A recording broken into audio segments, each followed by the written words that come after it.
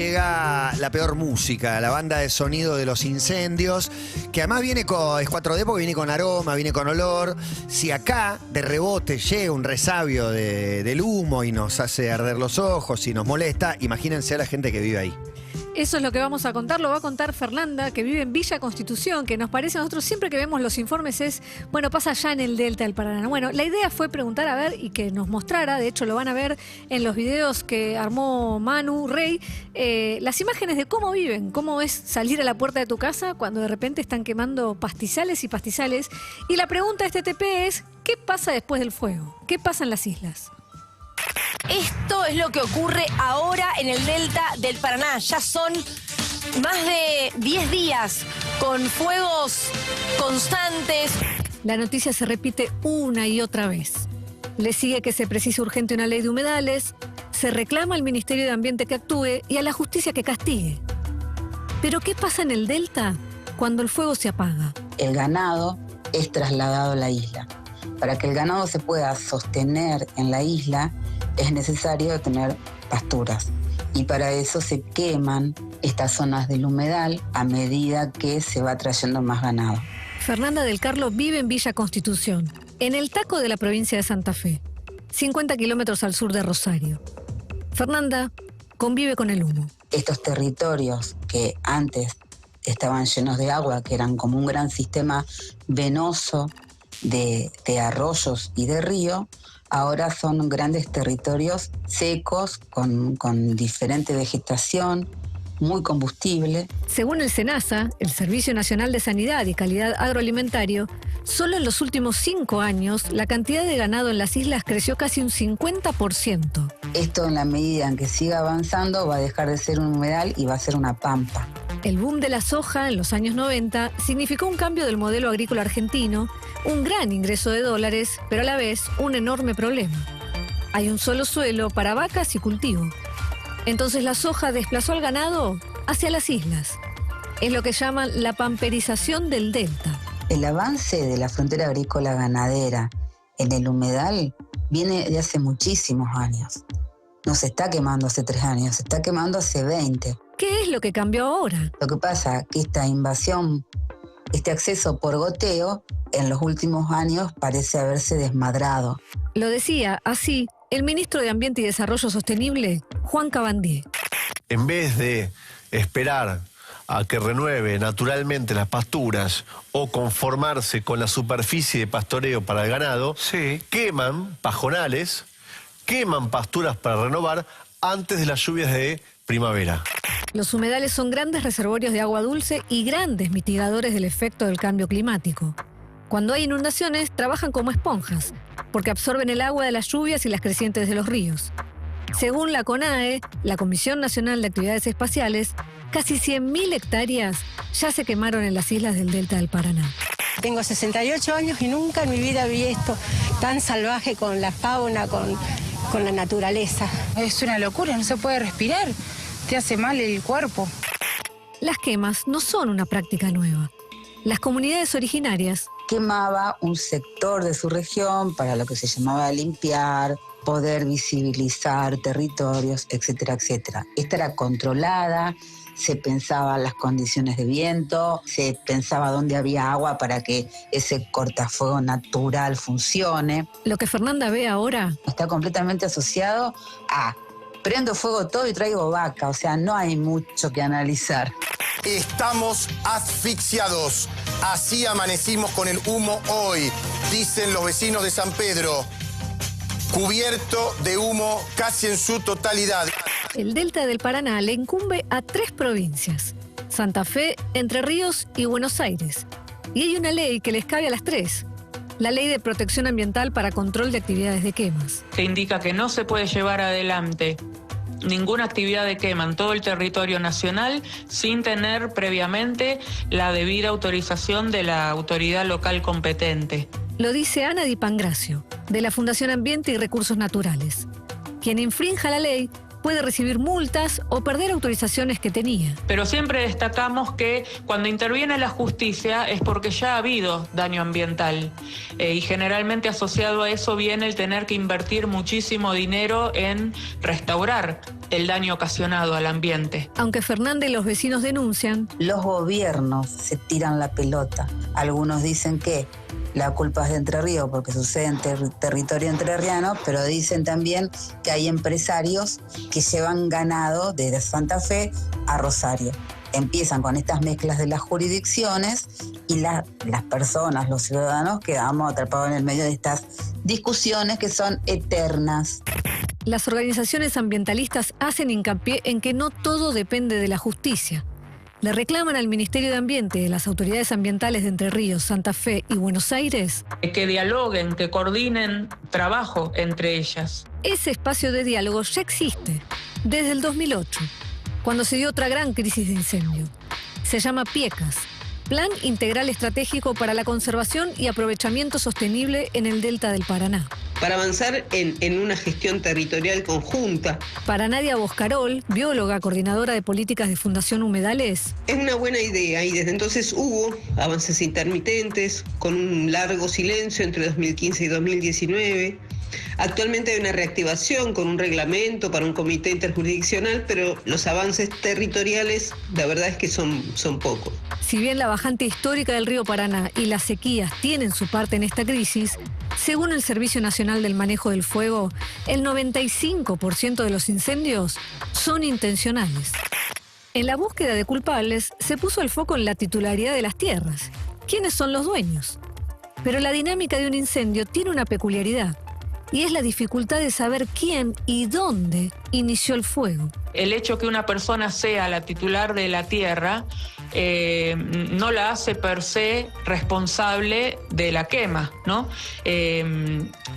Puede estar siendo víctima de un intruso que se le ha metido en su campo e inició una quema, o de un incendio, que se viene propagando desde más lejos. Enzo Culazo, de la Asociación de Abogados Ambientalistas, agrega que se puede determinar, a lo sumo, quién es el culpable material, que es quien directamente va y prende fuego, que puede ser un campesino o un puestero al que se le pagan unas monedas y va y prende. Y después está el autor intelectual de ese hecho, que y ahí sí creemos que son los propietarios, ¿no? Enzo presentó un pedido de acceso a la información pública y ambiental para saber a quién le está dando permisos de usos de tierras la provincia de Entre Ríos. Porque entendemos que hay una falta de control, que se están dando tierras de manera irregular. El Código Civil dice que deberían ser todas tierras fiscales. Entonces, para chequear, la llamé a Valeria Anderle, abogada especialista en Derecho Ambiental y directora de la Fundación Cauce de Entre Ríos. En el Delta del Paraná existe una situación de mucha irregularidad respecto de la titularidad de la tierra, respecto de lo que es la tenencia de la tierra. Los animales van y vienen a distintos lugares con los puesteros. De haber una ley de humedales, ¿esto tendría pena, cárcel? No significaría la posibilidad de tener mayor castigo o sanciones, porque el proyecto de ley consensuado que existe en este momento presentado en la Cámara de Diputados no tiene una parte penal. Es un día cualquiera en Villa Constitución. Hay un tremendo olor a pasto quemado que lo invade todo. A veces es olor, a veces es olor y humo. Para que la cosa amaine, depende del viento. Tenés que dormir con las ventanas cerradas, poniendo cinta de empapelar en todos los burletitos para que no penetre el humo. Los perros se la pasan estornudando. A veces sangrado de nariz porque se te resecan mucho las fosas nasales. Y a veces tenés lluvia de ceniza, que eso puede ser más grande, más chiquita, la viruta de la ceniza, pero la respirás. Y un cielo bellísimo y aterrador. A veces el sol está hermoso y otra vez se pone dorado, la luna se pone roja, y eso tiene que ver con el humo que está dando vuelta. Un día cualquiera en Villa Constitución comienza con un deseo: respirar. Contundente, tremendo. Tremendo.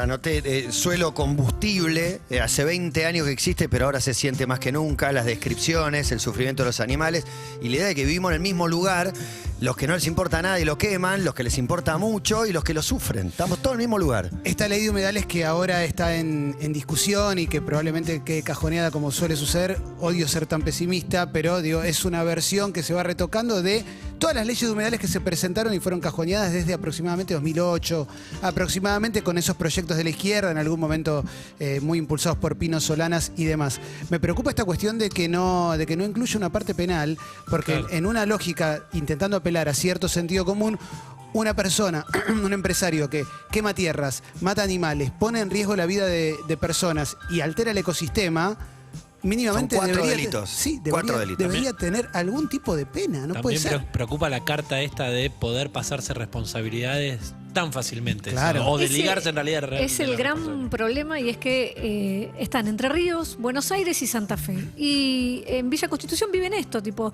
acá están quemando, viene el viento, viene el humo, quizás no es de no se prendió el fuego en Entre Ríos, sino a la altura de Santa Fe y entonces se empiezan a tirar entre los dueños de las tierras.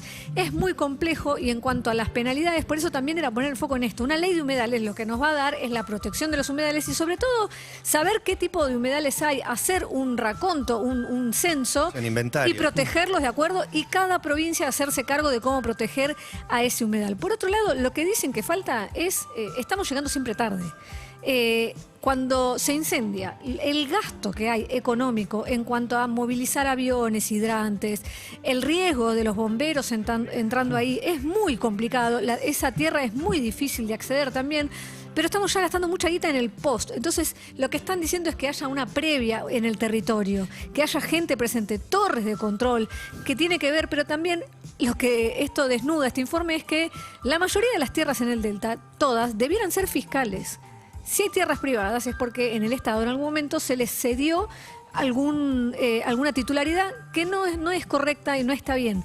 Dicho esto sigue pasando, o sea, las que ya se dieron, bueno, ¿por qué se siguen dando? Y con respecto a esto de llegar tarde, no es solamente por una cuestión económica el problema que tenemos, sino también porque los humedales cumplen funciones dentro del ecosistema que tienen que ver con, y espero no equivocarme, pero cierta regulación de la temperatura, el suelo. Claro, obviamente, todo. Y de repente, una vez que eso queda destruido, altera de ahí en adelante. Bueno, nosotros, si lo viéramos de cara al futuro de lo que va a ser los desastres naturales por el cambio climático, al ser un país con casi el 21% de su territorio con humedales, tendremos una gran ventaja, si no los quemamos, en mitigar esos efectos. Pero si no ser están, una tierra más rica. Exacto, porque ante la creciente, porque va a haber inundaciones y demás, los humedales funcionan como esponjas, pero si vos los quemás y los secás, no está esa esponja. Por otro lado, hay un tema con el modelo que estamos pensando. Soja y ganado. Eso ya, o sea, esto es una muestra más de cómo vivimos en cada cambio de gobierno y cada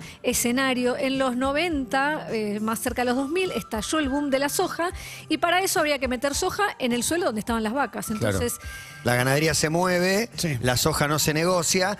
Digo, todos tienen derechos, es legal y lo que quieras, pero digo, parte del perjuicio que está sufriendo el planeta tiene que ver con este sistema. A la vaca la llevan, no tiene ya pasturas en donde tenía, porque ahora hay soja, entonces la van corriendo y la llevan al delta.